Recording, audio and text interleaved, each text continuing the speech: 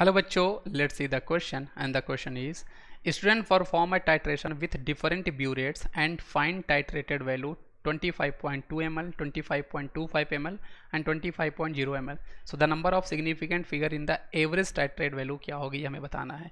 तो सबसे पहले बेटा हम लोग क्या करते हैं, हम लोग यहाँ पे निकाल लेते हैं average titrate value. Titrate value बेटा हम लोग यहाँ पर एवरेज निकाल लेते हैं।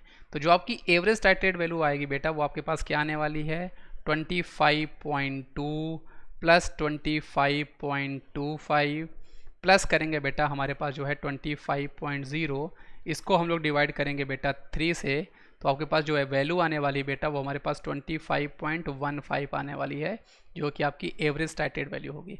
लेकिन यहाँ पर क्वेश्चन बेटा हमारे पास सिग्निफिकेंट फिगर की बात कर रहा है, तो जो आपके पास बेटा सिग्निफिकेंट फिगर आपके पास बेटा आने वाला है वो आपके पास बेटा 3 आने वाला है। 3 क्यों आएगा बेटा?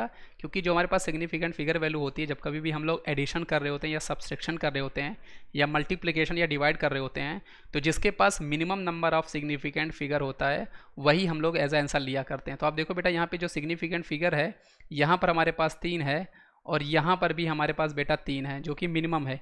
इस केस में हमारे पास सिग्निफिकेंट नंबर जो है बेटा वो आपके पास 4 आ रहा है, तो यहाँ पे हम एडिशन कर रहे हैं इसलिए हम लोग मिनिमम वैल्यू लेंगे, तो 3 वाली लेंगे बेटा।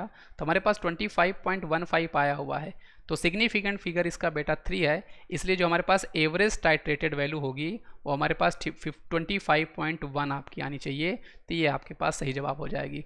So the number of significant figure in the average titrated value, तो ये होगी हमारी बेटा एवरेज टाइट्रेटेड वैल्यू, और इसमें हमारे पास जो सिग्निफिकेंट फिगर होगा वो हमारे पास 3 होगा। तो आई होप आपको ये कॉन्सेप्ट समझ में आएगा बेटा। Thank you.